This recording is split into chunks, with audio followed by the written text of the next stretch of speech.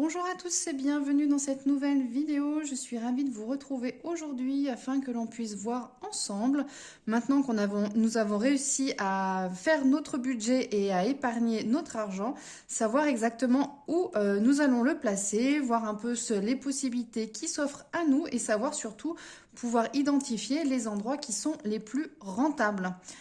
Donc du coup, vous avez différentes possibilités. Soit vous avez justement de l'argent qui reste à disposition, donc il doit être disponible à court terme.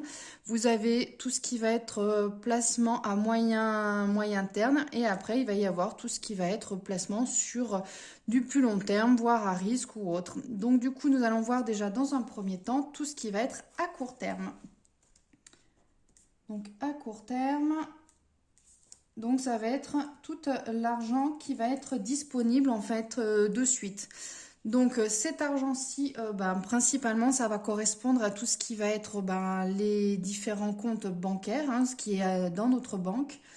Donc actuellement, le plus avantageux, donc si vous rentrez dans les conditions pour l'ouvrir, ça veut dire qu'il ne faut pas être imposable.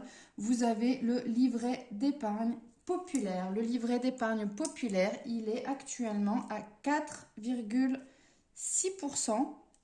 Donc il est quand même hyper intéressant. Et vous avez un plafond à 7 700 euros.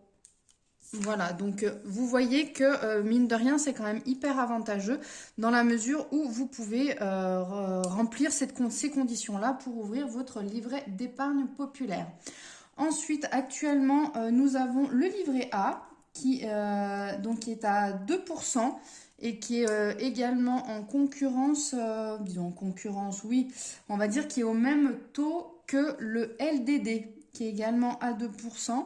Donc c'est le livret développement durable. Donc après, selon dans quelle banque vous êtes, vous pouvez avoir des noms qui varient un petit peu au niveau de ces différents livrets. Donc pour le livret A, on a un plafond qui est à 22 950 euros. Pour le LDD, nous sommes à un plafond de 12 000 euros. Donc voilà, donc déjà avec ces trois comptes-là, vous voyez que du coup, vous pouvez quand même avoir déjà une belle somme mise de côté, hein. On est quand même à plus de quasiment à 40 000 euros. Donc mine de rien, c'est quand même hyper intéressant.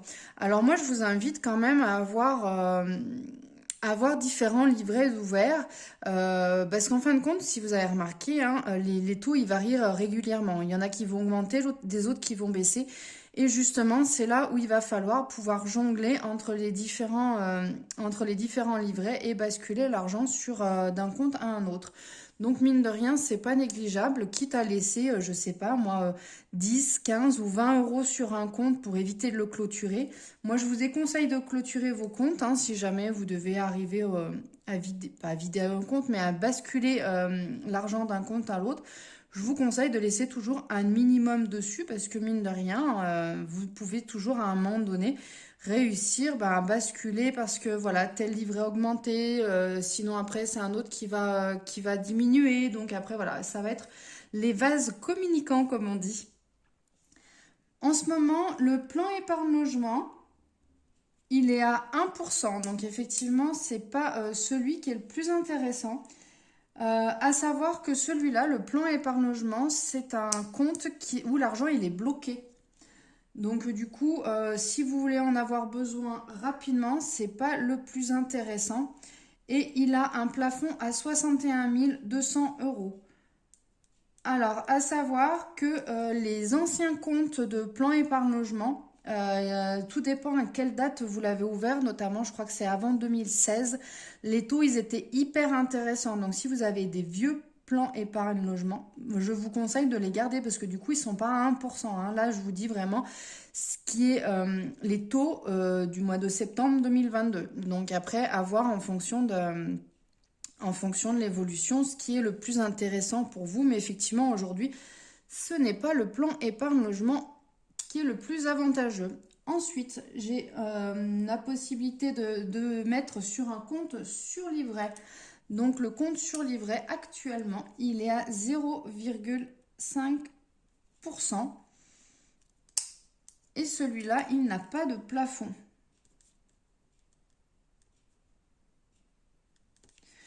Donc il fut un temps où effectivement le compte sur livret, il était très avantageux. Alors il avait un taux supérieur, mais il pouvait être plus avantageux que les livrets A. Donc vous voyez que effectivement l'argent qui pouvait se trouver sur un compte sur livret à un moment donné, ben là à l'heure actuelle, il est intéressant de le basculer sur le livret A qui est à 2%. Peut-être que plus tard, si le livret A baisse et que le compte sur livret augmente ou un autre compte, à ce moment-là, ce sera peut-être plus avantageux de remettre l'argent sur le compte sur livret. Donc, comme je vous disais, d'où l'intérêt de garder quand même cet argent, ce compte, je veux dire, disponible. Ne pas le clôturer, voilà, vous laissez 10, 15, 20 euros dessus et comme ça, au moins, il est toujours actif et au moins, il est toujours ouvert. Et vous avez le compte sur livret, tout ce qui va être compte sociétaire, qui est actuellement à 0,25%. Et celui-là, il est limité à 50 000 euros. Voilà, il est plafonné à 50 000 euros. Ensuite, donc ça c'est tout ce qui est argent à court terme. Donc moi je vous invite à positionner dessus principalement quand vous avez votre épargne de précaution, vous voulez mettre de l'argent de côté ou si vous épargnez, vous savez que vous allez acheter, je sais pas moi, dans 6 mois, dans 6 mois, vous allez acheter quelque chose de particulier, un ordinateur, une voiture. Bah, à ce moment-là, je vous invite de mettre l'argent, par exemple, imaginons, sur votre livret A ou sur votre LDD. Et donc, du coup, vous savez que l'argent qui se trouve sur tel compte, eh ben, c'est voué à ce projet-là. Ensuite, tout ce qu'on peut avoir, prévoyance pour la retraite. Donc, faut le prévoir dès que on a déjà 20 ans. Alors, il n'est jamais trop tard pour le prévoir, mais le plus tôt sera toujours le mieux. Donc, dès que vous avez la possibilité de le mettre en place, moi, je vous invite vivement à le faire. Donc, vous avez notamment tout ce qui va être l'assurance vie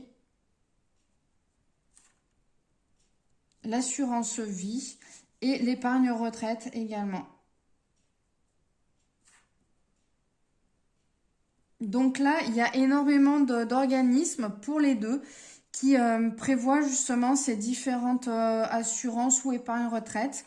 À savoir qu'à la fin, donc bah après voilà, faut se référer en fonction de chaque contrat parce que là, ça diverge vraiment d'un organisme à un autre. Donc du coup, je peux pas rentrer dans les détails sur ces différents points. Par contre, à savoir effectivement qu'à l'issue d'un certain délai, le plus souvent ça va être aux alentours des 60-65 ans, vous allez pouvoir récupérer le montant soit via une rente, soit avec directement l'argent clash, l'argent que vous avez, qui est prévu dans le contrat. Vous allez toucher soit cet argent, soit vous toucherez via une rente. Donc après, c'est à vous de voir comment vous voulez faire, comment vous prévoyez l'avenir. Savoir qu'effectivement, c'est vachement aléatoire, hein. Arrivé à la retraite, on peut très bien vivre un an ou deux et puis voilà, voilà, passer l'arme à gauche, comme on dit. Soit, on peut très bien vivre très longtemps sa retraite, en profiter. Donc, voilà. Après, c'est un peu le jeu de la roulette russe. Ça veut dire qu'on ne sait pas trop quand on va décider si effectivement on va pouvoir en profiter longtemps ou pas. Donc, à choisir entre soit on touche cash l'argent ou prévoir une rente. Après, chacun est libre de voir comme il veut en fonction de ses choix. Vous pouvez très bien toucher l'argent et le réinvestir après dans de l'immobilier ou autre. Après, voilà, chacun voit midi à sa porte et planifie en fait son avenir en son âme et conscience. À ce moment-là, vous verrez en fonction de l'évolution de vos choix. Ensuite, une fois que vous avez mis, on va dire, tout ça en place, après, je vous invite, si vous avez la possibilité également ou que vous souhaitez investir votre argent, on va partir dans tout ce qui va être du coup investissement, qui peut être plus ou moins à risque. Alors après, effectivement, il faut que ce soit réfléchi, que vous soyez bien renseigné sur les différents sujets de manière justement à ne pas passer à côté, de pas éviter des arnaques, éviter justement des fausses joies et justement qu'il y a un mauvais placement de cet argent. Donc on peut avoir les placements qui peuvent être faits en PEA, ça va être tout ce qui va être la bourse. Donc la bourse, on sait que il y a plus ou moins de risques, sachant que les PEA en général, ça va être tout ce qui va être euh, un regroupement de différentes sociétés et donc du coup on va pas investir sur une seule, mais voilà, on va y avoir, ça va être plus fiable quand même. On va dire que les différences sont moins aléatoires qu'en bourse et donc du coup en général ça s'équivaut. Alors effectivement on n'aura pas des gros gains, mais ça permettra justement d'amortir l'investissement sans avoir trop de hausse mais trop de baisse non plus. On a également tout ce qui va être investissement en SCPI. Donc pour la SCPI, je n'ai pas encore eu l'occasion d'investir. La PEA oui, mais le SCPI non. Après, c'est pouvoir. Le principe, c'est de vouloir investir une partie donc de son argent, euh, mettre sur un bien et du coup permettre l'achat de ce bien à une société ou à une entreprise ou voilà. Donc en fin de compte, c'est un investissement participatif sur lequel on va récupérer en fait une partie, on va dire du loyer. Donc selon le montant que vous aurez mis, du coup vous allez récupérer plus ou moins important. À savoir que chaque investissement a ses propres conditions. Donc il faut bien lire les conditions avant de pouvoir investir et puis de s'assurer qu'effectivement c'est pas à fond perdu ou autre. Donc bien se renseigner ou bien des fois ça peut être au bout d'un certain temps, par exemple au bout de 5 ans ou de 10 ans. Et donc en attendant vous ne touchez pas d'argent. Mais voilà, après à savoir que les CPI, il faudra bien les choisir parce qu'il y a des fois il y a des projets qui ne voient pas du tout le jour. Donc selon comment ça se passe, soit vous récupérez vos fonds, soit sinon dans certains cas ça peut être à fond perdu également. Vous avez la possibilité d'investir dans tout ce qui est crypto-monnaie. Donc là, c'est pareil. Moi, j'ai investi un petit peu. Donc pour le moment, je vais à tâtons. Donc je suis sur Coinbase. À savoir que sur ce compte-là, il y a énormément de... Disons, il y a énormément... Oui, il y a une petite formation qui est faite. Vous pouvez du coup récupérer des coins... des bitcoins ou d'autres coins directement suite à ces mini formations. Alors vous n'allez pas être riche, je vous rassure tout de suite, hein, c'est pas la poule aux œufs d'or, mais effectivement vous pourrez assez facilement avoir quelques. C'est Coinbase. Mais ouais, il y a aussi il y a d'autres plateformes, Binance, Ethereum ou autres, bref. Et donc du coup, moi je suis sur Coinbase, donc je vous parle de celle-là parce que je la connais le mieux. Et donc du coup, ça vous permet de récupérer un peu d'argent également dès le départ et ça vous permet du coup de voir en fonction du placement, de pouvoir bouger, vendre, acheter. Et donc du coup, c'est pas mal pour se familiariser avec la plateforme. Et puis surtout la crypto-monnaie, ça vous donne déjà une base et après, une fois que vous maîtrisez le sujet, vous pourrez du coup aller sur des grandes plateformes où du coup il y aura davantage de mouvements, pas mal de... Vous êtes un peu moins accompagné, on va dire, pour les débitants. Coinbase, c'est quand même pas mal. Donc si jamais ça vous intéresse, je vous mettrai le lien en dessous de la vidéo. Comme ça, vous aurez déjà une petite idée de comment ça fonctionne. Et si vous voulez davantage d'informations, je pourrais toujours voilà, vous faire une vidéo par rapport à ça. N'hésitez pas à me le mettre dans les commentaires si jamais ça vous intéresse. Et la dernière possibilité également, c'est tout ce qui est investissement immobilier. Voilà, donc dans l'immobilier, à voir. Donc après, il faut suivre les actualités. Alors c'est vrai qu'en ce moment, c'est un peu compliqué au niveau de l'immobilier parce il y a les taux qui augmentent, il y a le taux d'usure qui est apparu et qui freine énormément l'investissement. Pour le moment, c'est assez compliqué. Donc voilà, il faut suivre, il faut bien analyser l'immobilier, bien se renseigner avant de pouvoir faire un investissement, pouvoir mettre son argent, sachant que au niveau de l'immobilier, l'emprunt de la banque, c'est un énorme levier pour pouvoir générer des revenus sur le long terme. Et donc, ça peut être hyper intéressant de ce côté-ci.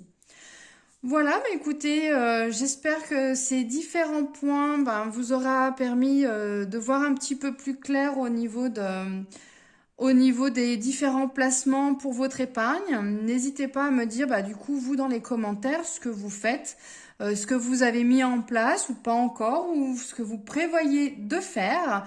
Bah, écoutez, si jamais cette vidéo vous a plu, n'hésitez pas à la liker, à la partager autour de vous, à vous abonner à ma chaîne si ce n'est pas encore déjà fait. Et moi, je vous dis à très bientôt pour une prochaine vidéo.